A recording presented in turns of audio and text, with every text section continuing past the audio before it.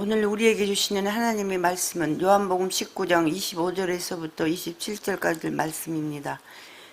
예수의 십자가가 곁에 있는 그 어머니와 이모와 글로바의 아내 마리아와 막달라 마리아가 섰는지라. 예수께서 자기의 어머니와 사랑하시는 제자가 곁에 서 있는 것을 보시고 자기 어머니께 말씀하시되 여자여 보소서 아들이니이다 하시고 또 제자에게 이르시되 보라 내 어머니라 하신대 그때부터 그 제자가 자기 집에 모시니라. 아멘. 예수님께서는 골고다 언덕 위 십자가에 못 박혀 계시는 동안 모두 7가지 말씀을 하셨습니다. 오늘 읽은 본문은 그 가운데서 3번째 말씀입니다. 근데 이 말씀은 그 말씀을 듣는 대상이 분명하게 정해져 있죠. 예수님의 육신의 어머니인 마리아, 그 예수님이 사랑하는 제자입니다. 그들이 예수님의 말씀을 통해서 맞이하게 된 상황은 같습니다. 하나의 가족이 되죠. 이제 요한이 아들의 역할을 하면서 마리아를 모시게 됩니다. 마리아 입장에서도 이제는 요한을 새로운 아들로 인정하여서 그 가정 안에서 또 어머니로서의 삶을 살아내야만 하겠죠.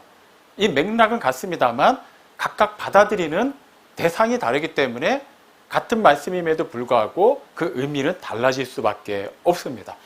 그래서 우리는 지난 주일날 마리아에게 이 말씀이 어떤 의미인지를 먼저 살펴봤습니다. 예수님께서 먼저 어머니 마리아에게 말씀하시죠. 여자여 보소서 아들이니이다. 굳이 왜 어머니라고 말씀하시지 않고 여자여라고 말씀하셨는지는 이미 살펴봤습니다. 분명 마리아는 예수님의 육신의 어머니가 맞습니다. 마리아가 뱃속에 10개월 동안 품고 있었고 낳아서 길렀습니다. 30년 동안 같은 집에서 함께 살았죠. 뗄래야 뗄 수 없는 어머니와 아들 관계인 건 맞습니다. 그렇기 때문에 그 맥락에서만 보면 지금 십자가 위에 못 박혀 계신 예수님은 마리아의 아들이 아무 죄가 없는데도 불구하고 억울하게 지금 십자가에 못 박혀 죽어가는 광경으로만 비칠 수 있습니다. 마리아는 꼭 그렇게만 받아들이지 않았겠지만 어쨌거나 자기 아들이기 때문에 그 광경 자체가 결코 가볍게 넘겨볼 수 있지는 않았겠죠. 그 누구보다 슬플 수밖에 없습니다. 얼마든지 슬퍼한다고 해서 누구도 뭐라 할 수는 없습니다. 하지만 지금 예수님은 마리아의 아들로 십자가에 못 박히신 게 아니죠. 하나님의 아들로서 본래 그분의 그 위격에 맞는 사역을 하고 계십니다. 이 세상을 향한 하나님의 사랑을 실천하시기 위해 하나님의 그 구속사를 완성하시려고 십자가에 못 박혀 계신 거예요. 그렇기 때문에 더 이상 마리아는 자기 아들의 억울한 죽음을 슬퍼할 것이 아니라 하나님의 아들이 이 세상을 향한 하나님의 사랑을 실현하는 그 장면으로 볼 수 있어야만 합니다. 그러기 위해서는 이제는 과감하게 아들 예수를 놓아줄 때가 된 것이죠. 그래서 예수님이 여자여라고 말씀하십니다. 결코 하대하는 표현이 아니죠. 존칭입니다. 이제는 새로운 가정에서 새롭게 그 아들과 함께 이제는 그 아들의 어머니의 삶을 사십시오. 그리고 하나님의 자녀로서의 삶, 하나님 나라가 확장되는 이 놀라운 일들을 지켜보시고 그 속에서 맡은 바 사명을 감당하십시오라는 의미의 말씀을 주신 겁니다. 마리아는 알았을 거예요. 그렇게 짧게만 여자여 보소서 아들이니이다 라고 말할 뿐이었지만 그 자리에서 어머니 너무 슬퍼하지 마십시오. 너무 괴로워하지 마십시오. 위로하는 말 한마디 하지 않았지만 이미 성령님의 그 은혜 가운데 잉태하였고 그 예수를 품고 또 기르고 함께 사는 과정에서 그리고 30년이 넘은 시점에서 집을 떠나 공적인 사역을 시작하며 하나님 나라 복음을 전하고 또 하나님의 뜻대로 살아내는 그 삶을 보면서 마리아는 모든 것을 이미 다 이해했을 거예요. 마리아에 관한 기록은 자세하게 그 이후에는 살펴볼 수 없습니다. 하지만 우리는 분명히 유추할 수 있습니다. 이제 요한이 모시는 동안 마리아는 더 이상 그 아들의 잃은 슬픔에 잠겨 살지 않고 물론 이제 며칠 후면은 예수님이 부활하시는 것과 또 승천하시는 모습을 다 보게 되겠지만 어쨌거나 더 이상 예전의 그 일이 상처가 아니라 영광스럽게 그녀의 가슴 안에서 또 남아있게 될 것입니다. 남은 주어진 삶을 담대하게 살아냈겠죠. 자, 이제 그 말씀은 마리아에게만 주어진 말씀이 아니야. 또 사랑하는 제자에게도 주어진 말씀이기 때문에 받아들이는 제자 입장도 살펴볼 필요가 있습니다. 사랑하는 제자라고만 나와 있어요. 하지만 학자들은 그 이름이 밝혀지지 않은 이 제자를 보통 이 요한복음을 기록한 사도 요한이라는 데 의견을 모읍니다. 마지막 6월절 만찬자리에서 예수님의 품에 얼굴을 묻고 있었던 그 제자 또한 요한이라고 알려져 있죠. 그렇기 때문에 우리는 예수님이 이 말씀 되게 짧습니다. 보라, 내 어머니다 라고만 말씀하셨지만 이 말씀이 요한에게 하신 말씀이기 때문에 얼마나 그 속에 놀라운 은혜와 사랑이 담겨 있는지를 확인할 필요가 있습니다. 단지 되게 짧아요. 그리고 어떻게 보면 요한에게 자기 어머니를 맡긴 겁니다. 이제 어머니의 여생을 네가 책임지라 라는 얘기예요. 요한의 형편은 어땠을까요? 뭐 성경에 자세히 기록되어 있지 않습니다만 얼마든지 우리는 알 수 있습니다. 예수님이 사역하시는 동안에 넉넉하게 사역하셨나요? 그렇지 않았죠. 머리 둘 곳이 없이 가난한 삶을 사셨어요. 그 예수님과 3년은 넘게 지냈습니다. 그동안 요한이 따로 무슨 뭐 재산을 모았겠습니까? 온전한 가정을 이뤘겠습니까? 요한과 다른 제자들도 다 가난했다는 얘기예요. 그렇기 때문에 그들에게는 예수님이 예루살렘에 입성하실 그때 사람들이 호산나를 외치는 과정에서 흥분할 수밖에 없었던 거예요. 드디어 지난 3년 동안에 고생한 그 대가를 우리가 이제는 받겠구나. 이제 그 보상을 받겠구나. 더 이상 지긋지긋한 가난한 삶, 이렇게 떠들어사는 삶이 아니라 이제는 우리도 이렇게 번듯한 나라가 이루어지고 나면 그 나라에서 높은 지위와 또 이렇게 명예를 얻게 되겠구나라고 기대를 했던 것이죠. 그만큼 그들은 가난했어요. 기꺼이 받아들였어요. 뭔가 나름 계산하는 것이 있었기 때문이죠. 요한도 마찬가지입니다. 가난한 제자였어요. 그런 제자에게 물론 홀어머니 혼자 남겨두는 것은 말이 안 되기 때문에 부탁을 할 수 있지만 짐을 지우는 것과 마찬가지라고 할 수 있어요. 하지만 그 속에는 놀라운 하나님의 섭리가 담겨 있습니다. 먼저 이 배경을 알기 위해서 불과 몇 시간 전에 있었던 일들을 한번 되짚어 보죠. 우리는 보통 예수님이 베드로에게 네가 잠시 후면은 나를 모른다고 3번 부인할 것이다 라고 얘기했을 때 베드로가 내가 죽을지언정 주님과 함께 죽을지언정 그러니까 절대로 부인하지 않겠습니다 라고 말한 것을 알고 있어요. 그 실제 그 일은 일어났죠. 베드로의 바람대로 일어나지 않고 예수님이 예언하신 그대로 일어납니다. 그 장면만 놓고 보면 베드로는 뭔가 성격이 급하고 굉장히 감정적이고 그리고 다른 제자들에 비하면 조금 못난 구석이 있는 것처럼 생각할 수가 있어요. 하지만 베드로가 그렇게 고백했을 때 그 본문 마가복음 14장 31절을 보면 베드로만 그렇게 고백하지 않았습니다. 그와 다른 제자들도 똑같이 그렇게 고백했어요. 물론 예수님은 처음에 베드로만 지목해서 얘기하셨어요. 네가 이제 나를 3번 모른다고 부인할 것이다. 베드로는 그렇게 하지 않겠다고 단언했어요. 그리고 다른 제자들도 똑같이 얘기했다는 거야. 아유, 베드로가 그럴 리가 있나요? 그리고 우리도 어떠한 상황에서도 주님을 부인하지 않겠습니다. 죽으면 죽었지 결코 그런 일은 일어나지 않을 것입니다 라고 자신 있게 대답했다는 거예요. 물론 그들은 몇 시간 후에 어떤 일이 일어날지 아무도 몰랐기 때문에 그렇게 얘기한 것이죠. 어쨌거나 요한도 마찬가지였어요. 베드로와 똑같이 예수님과 함께 죽을지언정 예수님을 부인하지 않겠다고 말한 제자입니다. 그런데 겟세마나에서 예수님이 잡히셨을 때 어떻게 했나요? 다 도망갔어요. 그것도 예수님을 두고 도망갔어요. 아니 예수님을 모시고 같이 도망가면 이해라도 하겠는데 예수님은 그대로 남겨두고 본인들만 목숨을 부지하기 위해서 도망갑니다. 베드로도 요한도 야고보도 예외는 아니었어요. 그런데 그 한참 도망을 가는 와중에 베드로는 어느 지점에서 돌이킵니다. 이건 아무리 생각해도 아닌 거죠. 그래서 멀리서나마 어쨌거나 두렵기 때문에 바로 예수님 근처까지는 가지 못합니다. 불과 얼마 전에 대제사장의 종의 한쪽 귀를 칼로 벤 사건이 있었기 때문에 그도 어쨌거나 지금 거기에서 예수님을 붙잡아가는 사람들 시선에서는 결코 좋게 보일 만한 인물이 아니죠. 그러니까 어느 정도 거리를 두고 예수님을 따라갑니다. 어디까지 가나요? 대제사장의 집 안뜰까지 따라가요. 이건 보통 용기가 아닙니다. 그 점만 놓고 보면 베드로는 다른 제자들보다 훨씬 나은 사람이라고 할 만해요. 비록 그 이후에 그곳에서 예수님을 모른다고 3번 부인하기는 합니다만 그래도 베드로가 그 장소까지 갔다는 것만 해도 그를 결코 폄하해서 생각할 수는 없겠죠. 자, 그런데 베드로는 일단 자기 신분이 탄로가 날 위기에 처하게 되자 어쩔 수 없이 예수님을 부인했어요.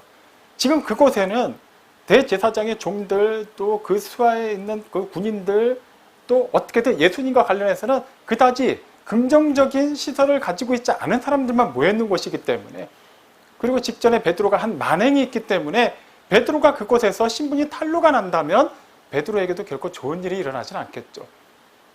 충분히 이해할 수 있습니다. 그렇다면 만약에 베드로가 아닌 다른 제자들이 그 자리에 있었다면 그들은 예수님을 부인하지 않았을까요? 만약에 다른 제자들도 그 자리에 있었고 누군가가 그들을 알아보고서 그들의 신분에 대해서 물어볼 때 그들은 베드로와 다르게 처신할 수 있었을까요? 그렇지 않았을 거예요. 그나마 베드로는 돌아오기라도 했잖아요. 그들은 다 달아났습니다. 그들도 똑같이 예수님을 부인했을 거예요. 그렇게 놓고 보면 지금 십자가 앞에까지 나온 것은 일단 대단하지만 요한 입장에서는 그것을 스스로 자랑스럽게 여기지는 않았겠죠. 온통 가슴속에 마음 한가득 죄책감을 가지고 있었을 겁니다. 내가 몇 시간 전만 해도 베드로와 더불어서 내가 목숨을 바쳐서라도 주님과 함께 하겠습니다라고 얘기했는데 나는 주님을 버리고 도망갔던 그런 사람임을 생각한다면 너무나도 부끄러웠을 거예요. 그리고 예수님이 전혀 생각지도 못했던 방법으로 그렇게 비참하게 십자가에 못 박혀서 돌아가시는 그 순간을 지켜보면서 얼마나 괴롭고 미안했을까요? 그리고 고개도 들지 못하고 서 있었을 겁니다. 그뿐인가요? 그러니까 베드로와 야고보와 요한에게 또 다른 죄책감이 있었을 거예요. 다른 제자들과 다른 무엇이겠습니까? 예수님이 일단 겟세마네로 가실 때 이제 6월절 만찬을 마치시고 11제자, 그러니까 이미 가룟 유다는 예수님을 배신하기 위해서 떠났어요. 11제자를 데리고 겟세마네로 가셨습니다.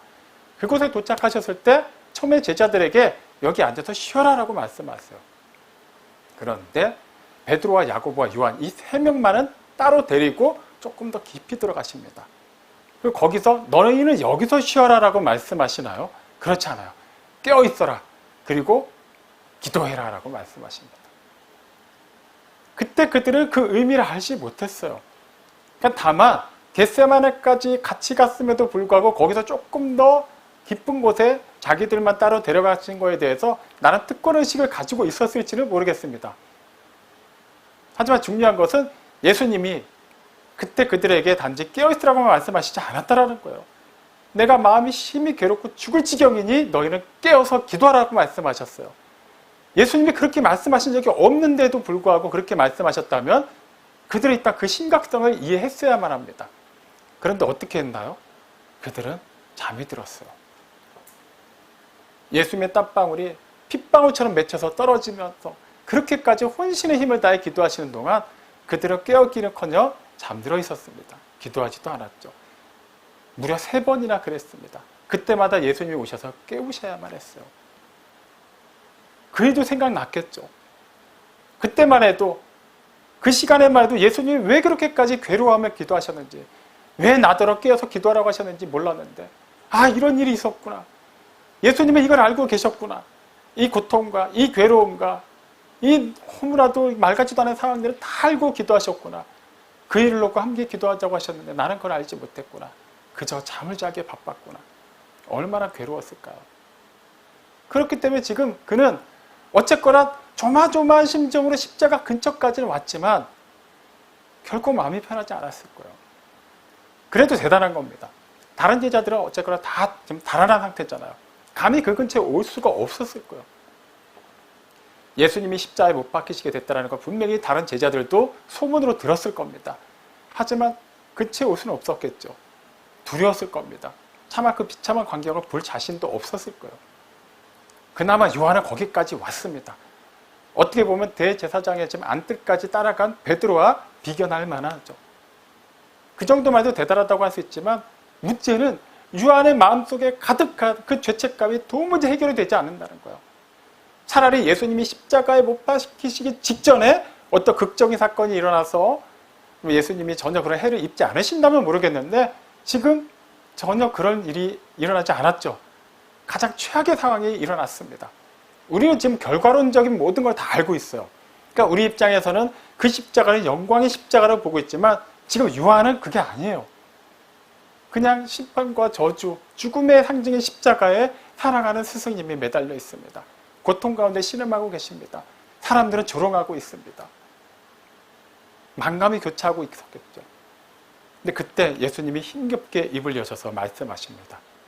첫 번째 말씀은 자신을 조롱하는 사람들을 위한 기도였어요. 아버지, 저들의 죄를 사하여 주십시오. 지금 자기들이 하는 일이 무엇인지를 알지 못합니다. 그리고 잠시 후에 또 두 번째 말씀을 하십니다. 이번에는 옆에 또 다른 십자가에 못 박혀있는 다른 사형수에게 하시는 말씀이에요. 진실로 진실로 내가 너에게 이르노니 오늘 내가 나와 함께 낙원에 있으리라. 자, 이렇게 예수님이 힘겹게 한 말씀 하실 때마다 그때마다 요한의 가슴이 굉장히 조마조마했을 거예요. 예수님이 지금 자기가 여기 있는 것을 모르고 계시는 것일까?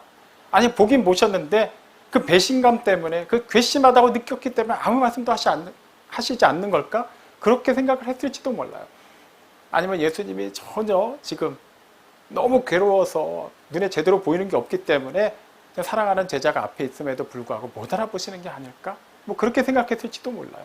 근데 어떻게 생각했고 어떠한 일이 일어나든 요한은 지금 궁극적인 그 답답함, 그 죄책감이 해결되지 않고 있습니다. 만약에 예수님이 입을 열어서 그 다음 요한에게 무언가 말씀하신다면 요한이 기대할 수 있는 말씀은 어떤 말씀일까요? 책망하는 말씀이지 않을까요? 그러니까 요한 입장에서 생각해 보자고요. 그렇게 호언장담했는데 그냥 꽁무니를 빼고 도망갔습니다. 그런 제자들을 보면서 예수님이 어떤 심정이셨을까? 또 그렇게 생각한다면 예수님이 결코 좋은 말 하실 것 같진 않아요. 아니면은 이왕 좋은 말씀 하실 거면 내가 너 용서한다. 아무 문제 없다. 충분히 이해한다. 차라리 이렇게라도 말씀해 주시면 좋을 것 같은데 차마 그런 말씀을 기대하기에는 좀 그렇습니다. 지금 요한의 상황이. 그리고 아예 아무 말씀도 안 하시고 그대로 돌아가시면 그것도 문제예요. 계속 그 상처를 가슴에 안고 살아야만 하겠죠. 다시 말씀드립니다만 우리는 이미 이 이후의 결과를 다 알고 있어요. 하지만 요한은 아직 모릅니다. 분명히 예수님이 때가 되면 유월절에 올라가서 고난을 받으시고 십자가에 못 박혀 죽으시고 3일째 되는 날 부활하실 것을 말씀하셨음에도 불구하고 아직 제자들은 그 상황이 실제적으로 일어나는 것을 알지 못하고 온전히 믿지 못할 때예요. 그렇기 때문에 요한 입장에서는 예수님이 그대로 돌아가시면 그냥 그대로 끝나는 거예요. 그러니까 자기는 나중에 뭘 먹고 살지 그거는 나중 문제이지만 예수님을 버리고 도망갔다라는 것, 예수님을 배신했다라는 것, 제자로서 실패자였다라는 그 상처는 해결되지 않을 겁니다. 그렇게 마음 졸이면서 고개도 못 들고 있었을 그때 예수님이 세 번째 말씀하시는데 그때 놀라운 말씀하십니다. 먼저 어머니 마리아를 향해서 말씀하시죠. 여자여 보소서 아들이니이다. 물론 손이 못 박혀 계시니까 뭐 손으로 가리키지는 않으셨을 거예요. 하지만 누가 보더라도 마리아와 요한이 서로 알아볼 수 있는 그 상황에서 말씀하셨을 거예요. 마리아가 먼저 알아들었어요. 그리고 그 같은 상황의 얘기를 이제는 요한에게 하십니다. 보라, 내 어머니다. 진짜 짧은 말이죠. 그 속에 얼마나 놀라운 은혜와 사랑이 숨겨 있는지 모릅니다. 만약에 예수님이 그 자리에서 요한의 이름을 부르며 말씀하셨다면 어땠을까요? 요한아, 내가 사랑하는 제자 요한아, 내가 다 너를 용서했다. 그러니까 너무 죄책감 가지지 마라. 그리고 대신 내가 부탁 하나만 할게. 이제 홀로 남겨진 내 어머니를 너의 친어머니처럼 생각하고 잘 좀 모셔다오.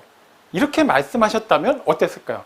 조금 더 내용이 구체적일 수는 있겠지만 요한에게는 결코 좋지 않았을 겁니다. 어머니를 맡아서 모셔야 되는 상황은 바뀌지 않아요.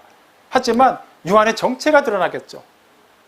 지금 그 자리는 많은 사람들이 와 있어요. 그리고 그들은 각자 또 성격이 다 다른 사람들입니다. 하지만 상당수의 사람들은 예수님이 십자가에 못 박혀 계신 것을 조롱하는 사람들이었어요. 그리고 예수님을 죽이기 위해 그렇게 혈안이 되었던 유대 종교 지도자들이었습니다. 그리고 그들의 사주를 받고 온 사람들이에요. 그들은 여전히 예수님의 숨이 완전히 끊어지기 전까지는 예수님을 향한 적개심을 버리지 않고 있었어요.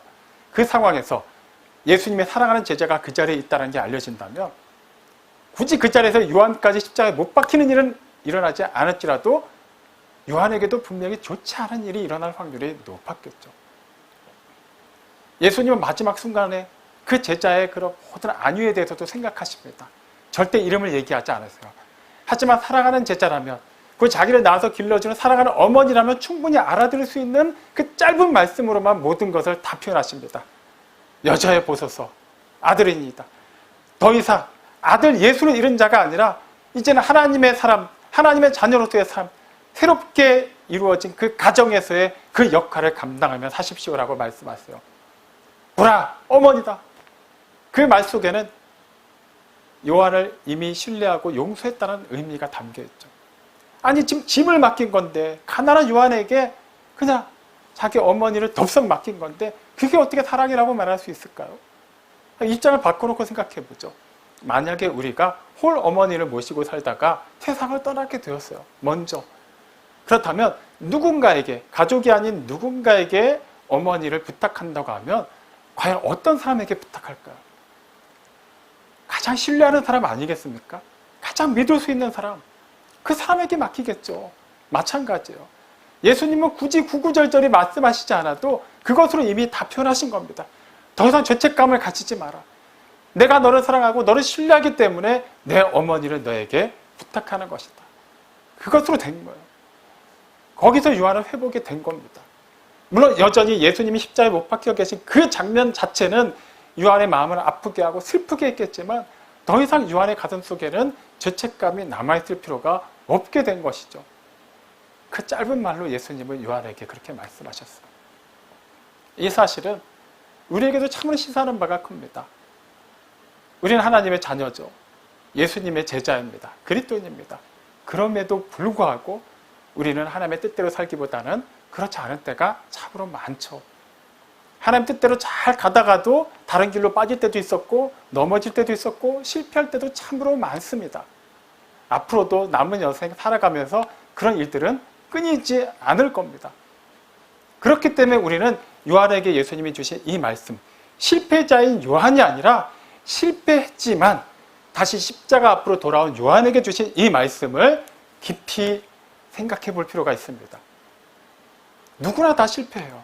우리는 완전한 사람이 아니기 때문에 다른 사람들보다 조금 더 나을 수는 있지만 그렇다고 해서 우리가 모든 일에 완전하게 성공할 수만은 없습니다. 그리고 우리가 완전하게 하려고 해도 우리의 의지와는 상관없이 여러 가지 상황과 환경 때문에 어쩔 수 없이 실패할 때도 있고 불편함을 감수해야 될 때도 있습니다. 하지만 그것이 우리의 모든 것을 규정하는 것은 아닙니다. 이왕이면 예수 믿는 사람이 다 부자로 살고 다 건강하게 살고 다 명예롭게 살고 그 믿음의 공동체가 다 수적으로 부흥하면 그게 더 나아 보일 수는 있겠죠. 하지만 그렇지 않다고 해서 우리는 결코 그것을 실패로 규정할 수는 없다는 것입니다.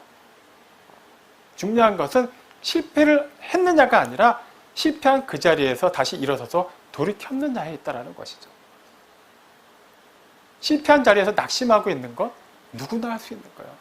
하지만 우리는 그럴 수가 없습니다. 예수님의 제자들 얘기를 다시 한번 살펴볼까요?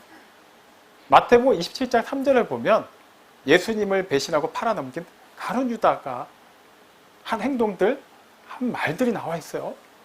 근데 그가 예수님이 그렇게 아무 일도 일어나지 않은 상태로 그대로 이렇게 사형 선고를 받으시고 또 십자가형을 또 이렇게 받으신 거를 보고서 그가 마음에 뉘우쳤어요.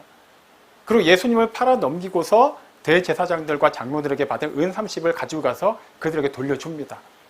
내가 무고한 사람을 팔았다. 그리고 돌아가요. 그게 어떻게 됐나요? 5절에 보면 그냥 스스로 목매달아 죽었다라고 기록됐어요. 그냥 그렇게 끝난 거예요. 그 전 내용만 놓고 보면 가룟 유다도 그렇게 나쁜 사람 같진 않아요. 뉘우쳤잖아요. 아, 내가 잘못했구나. 어떻게든 예수님을 그렇게라도 팔아서라도 어떻게든 예수님이 그냥 그대로 당하지 않고 로마를 독립시키는 그런 구세주의 면모를 발휘하실 줄 알았는데 그냥 그렇게 아무 힘도 쓰시지 못하고 잡혀가시는 걸 보면서 실제 예수님이 죄가 없다는 것을 가룟 유다가 모를까요? 누구보다도 잘 알죠. 그도 제자였는데. 근데 이미 시간이 늦었어요. 이미 예수님은 사형 선고를 받았습니다.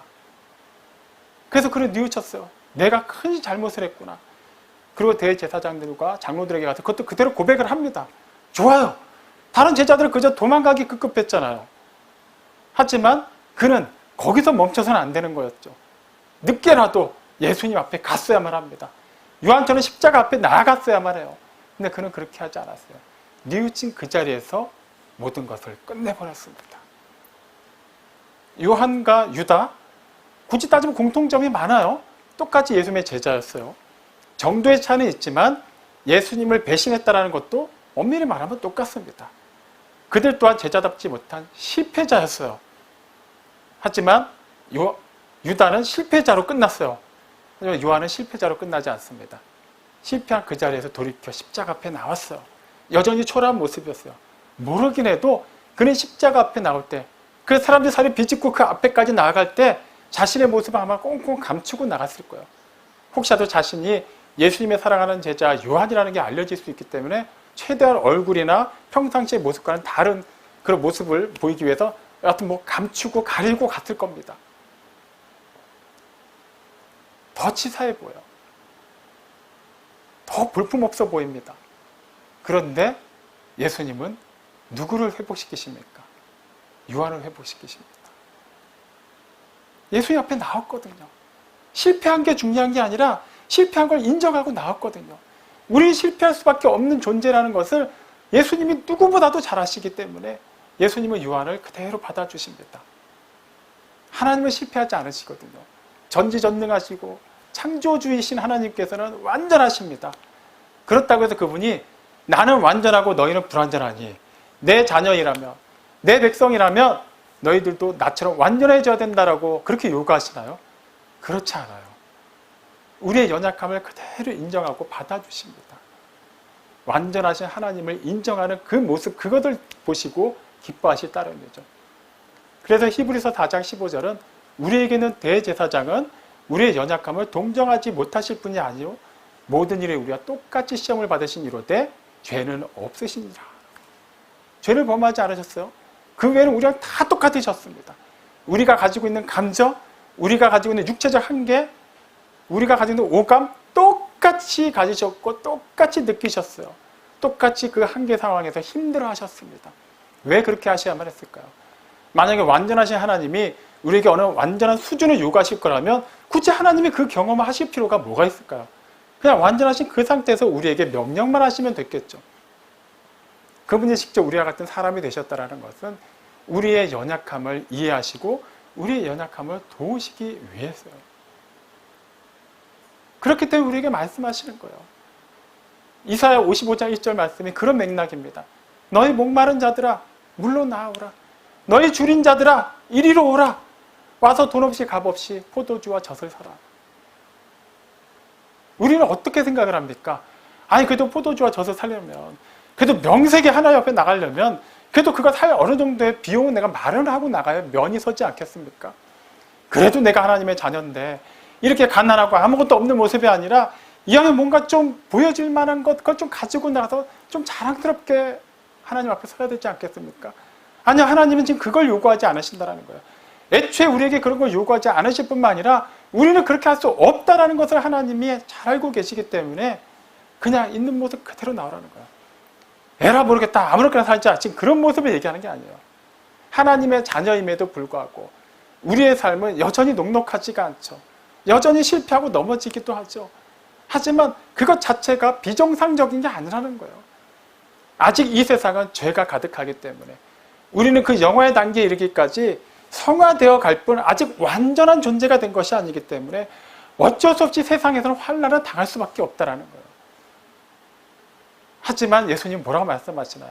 세상에서 너희가 환난을 당하라. 담대하라. 내가 세상을 이겼노라. 환난 자체로 인해서 우리는 넘어질 수도 있어요. 실패자라고 손가락질 받을 수도 있어요. 하지만 우리는 그 너머에 이미 완전하게 정해져 있는 마지막 답을 알고 있기 때문에 잠시 잠깐 돌아가는 것 같아도, 어쨌든 넘어지는 것 같아도, 어쩔 때는 잠시 주저하는 것 같아도 이것 자체가 우리에게 놓여져 있는 그 영원한 결말을 바꾸지 못한다는 걸 아는 존재들입니다. 그렇기 때문에 우리는 넘어질 때 뭘 해야 되나요? 일어나야 된다는 거예요. 하나님 일으켜 주세요가 아니라 이미 우리는 일어날 수 있는 힘을 받았기 때문에 일어나서 다시 가면 된다는 거예요. 상처가 있겠죠. 아프겠죠. 두렵겠죠. 가다가 또 넘어질지도 모르잖아요. 또 넘어질 것 같아요, 보니까. 하지만 그거는 그렇다고 해서 우리 다리가 부러지는 한이 있더라도 결과적으로 우리는 그 목적지에 도달한다라는 거예요.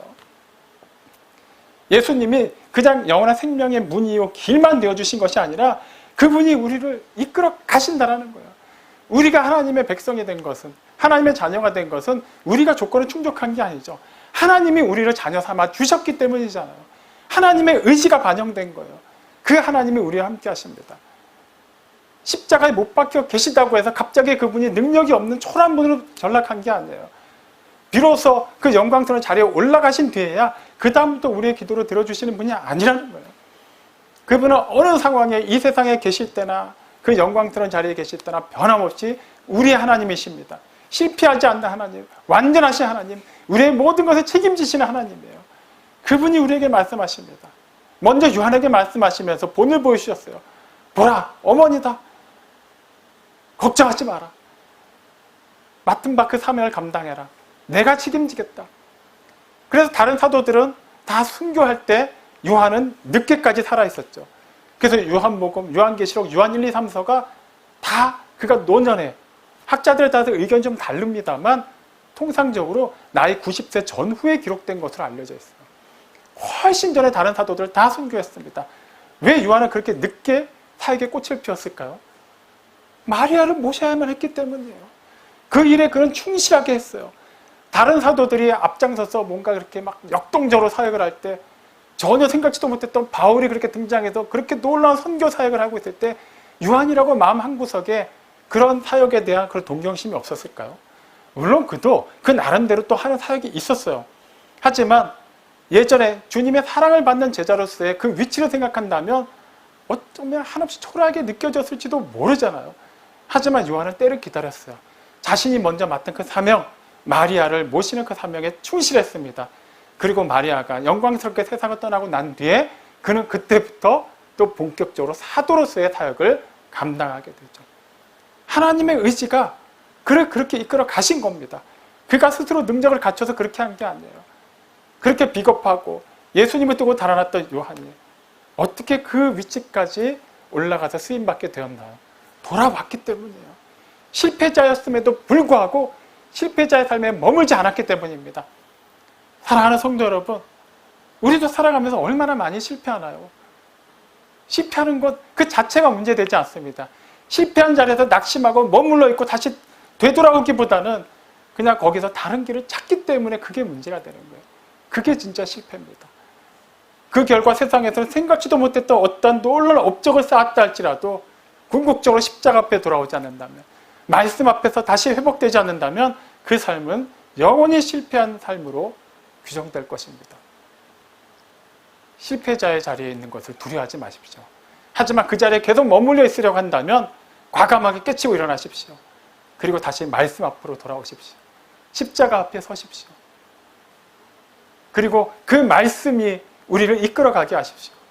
수고하고 무거운 짐진 자들아 다 내게로 오라. 내가 너희를 쉬게 하리라. 그냥 예수님께만 나아가면 무조건 힘을 주신다고 하지 않아요. 그 이후에 마태복음 11장 29절이 말합니다.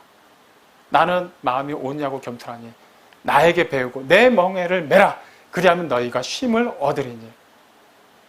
네, 예수님께서 주시는 그 말씀을 따라 살아낸다면 다시금 실패한 자리에 머물러 있지 않고 돌이켜서 그 십자가 앞에서 예수님이 앞서 지고 가신 그 십자가를 따라 우리 각자 자신을 부인하고 그 앞에 놓여지는 십자가를 지고 따르기만 한다면 우리를 통해서 하나님의 교회까지 크고 놀라운 일이 일어납니다.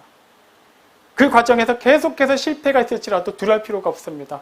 우리는 이미 그리고 결코 변하지 않는 결과를 알고 있기 때문입니다.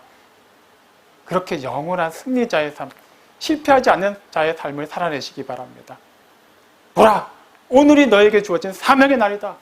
보라, 너에게 허락된 그 가정이, 그 일터가, 그 만남이 너를 통해서 내가 역사할 믿음의 사명지이다라고 말씀하십니다. 두려워하지 말고, 주저하지 말고 거침없이 헤쳐나가십시오. 하나님께서 일하십니다. 그리고 우리는 하나님께서 기뻐하시는 믿음의 삶, 승리자의 삶을 살아내게 될 것입니다.